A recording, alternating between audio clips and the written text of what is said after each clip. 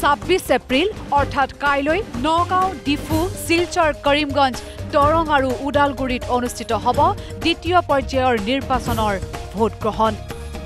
এই পাঁচোটা সমষ্টিৰ ভিতৰত নগাঁও আৰু কৰিমগঞ্জত নিৰ্ণায়ক ভূমিকা গ্ৰহণ কৰিব সংখ্যালঘু ভোটাৰে।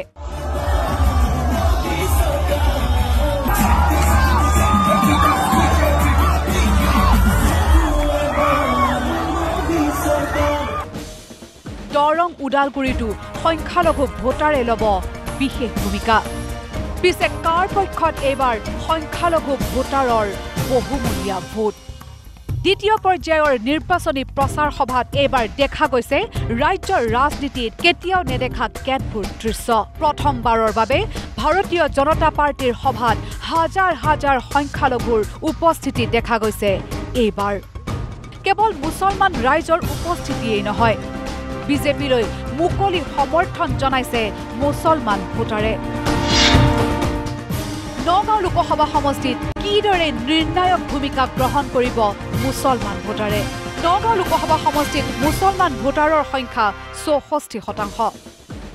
নগাঁও লোকসভা সমষ্টিৰ সংখ্যালঘু ভোটাৰে ক'লে, এইবাৰ আমি সুযোগ পাইছো নিৰ্ণায়ক ভূমিকা লোৱাৰ।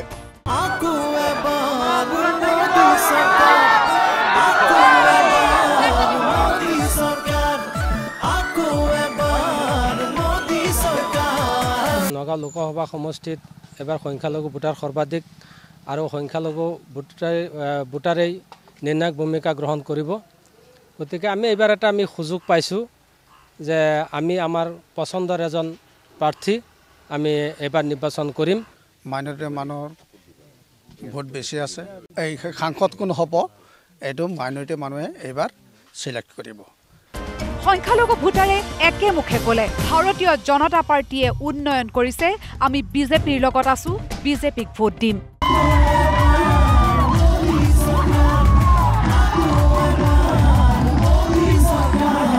বিজেপিয়ে ধৰক আমাৰ উন্নয়ন কৰিছে, উন্নয়ন এইবাৰ বিচাৰিছে ৰাইজে। যিটো পাৰ্টীয়ে, যিটো দলে বা যি চৰকাৰে ৰাইজৰ উন্নয়ন কৰিছে সেই পাৰ্টী ৰাইজ থাকিব। যদিও কংগ্ৰেছে ভাবে যে মুছলমান মানুহ বা সংখ্যালঘু মানুহ আমাৰ পকেটত আছে ভোট বেংক, সেইটো অতীতত আছিলে, কিন্তু এই বৰ্তমান নহ'ব। অন্যান্য দলে আমাক ঠগে কথা দিয়া, এইটো কৰিম সেইটো কৰিম, পাছত একো নকৰে, এইটো হয়। কিন্তু এইবাৰ যিহেতুকে ৰাইজৰ বহুখিনি উন্নয়ন, চাৰিওফালে উন্নয়ন হৈছে, গতিকে এইবাৰ ৰাইজে মানে চবক এটা দি দিব আৰু বোলে এইবাৰ যিহেতুকে যিজনে আমাক উন্নয়ন কৰিছে, যি চৰকাৰে কৰিছে, সেই চৰকাৰৰ ছাপোৰ্টত এনেকুৱা উপযুক্ত এজন মানুহ এইবাৰ আমি নিৰ্বাচন কৰি আমি নিৰ্ণায়ক ভূমিকা আমি গ্ৰহণ কৰিম। কংগ্ৰেছৰ সূতা কম্বল নহয়, আমি আছো উন্নয়নৰ লগত। এইবাৰ মাইনৰিটি মানুহে চবতকৈ এটা কথা বেছি ভাল লাগিছে যে এই খুটা কম্বলৰ ৰাজনীতি আৰু জৰা ফুকাৰ ৰাজনীতিৰ পৰা এতিয়া এতিয়া নতুন এটা চিন্তা কৰিব লৈছে আমাৰ মাইনৰিটি মানুহখিনিয়ে যে এতিয়া আমাক উন্নয়ন লাগে আৰু আমি উন্নয়ন দেখি আছোঁ। গতিকে যোনে আমাৰ উন্নয়ন কৰি আছে আমি সিহঁতৰ লগত আছোঁ। মুছলমানৰ ভোট মানে কংগ্ৰেছ অথবা AIUDF নহয়। নাই এতিয়া ইডিঅ' পাৰে কংগ্ৰেছে যদি আমাৰ মাইনৰিটি মানুহলৈ পলিটিকেল কৰে, এইবিলাক পলিটিকেল আমাৰ মাইনৰিটি মানুহ বুজি গৈছে। মুছলিম মানুহৰ ভোট বুলি ক'লে কংগ্ৰেছে ভাবে আমাৰে ভোট, সেইকাৰণে মানে আমি এবাৰ চিন্তা কৰিছোঁ যিবিলাক উন্নয়নমূলক কাম আমাৰ হেৰিয়ে কৰিছে, বিজেপি চৰকাৰে কৰিছে, আজি ধৰক 70 বছৰেও এই কামবোৰ ইয়াত হোৱা নাছিলে। কংগ্ৰেছে যিটো মুছলমানক আৰু বঙালী মানুহক, হিন্দু বঙালীক দুইটা পুৰস্কাৰ দিছিলে, এটা হ'ল ডিটেনশ্যন কেম্প আৰু এটা হ'ল ডিভোটাৰ FT।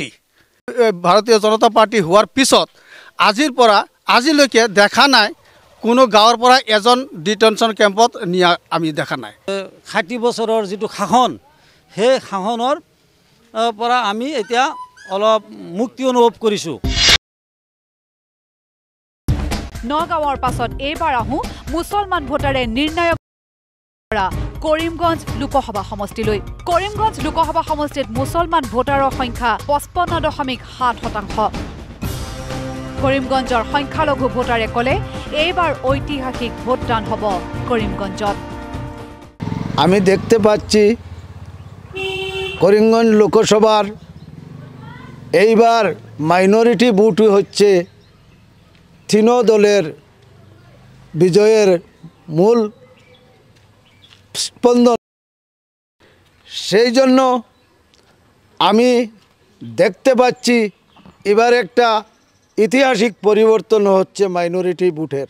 সংখ্যালঘু ভোটাৰে ক'লে পূৰ্বে বিজেপিক কেতিয়াও ভোট দিয়া নাছিলো, কিন্তু এইবাৰ ভাৰতীয় জনতা পাৰ্টিক ভোট দিম। মাইনরিটির ভোট কোনো দিনও বিজেপি টানতে পারেনি, কিন্তু একটা এইবারকার লোকসভা নির্বাচনে আমরা দেখছি মাইনরিটির দিকে মাইনরিটির ভোট বিজেপির দিকে দাপমান হচ্ছে। মুছলমান ৰাইজে নৰেন্দ্ৰ মোদীকে প্ৰধানমন্ত্ৰী ৰূপে বিচাৰে আৰু সংখ্যালঘুৱে ডক্টৰ হিমন্ত বিশ্ব শৰ্মাক বিচাৰে মুখ্যমন্ত্ৰী ৰূপে।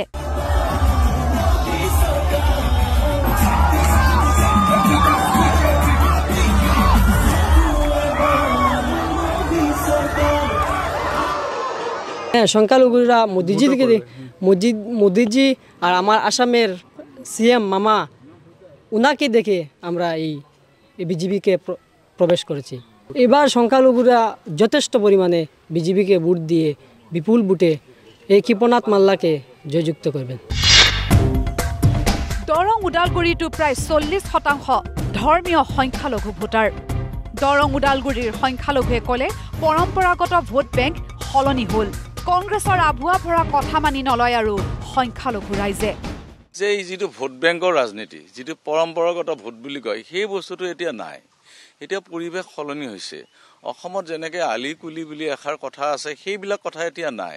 মই ভাবোঁ এতিয়া এই নিৰ্বাচনসমূহত এই ধৰ্ম, জাত, পাত এইবিলাকে কাম নকৰে।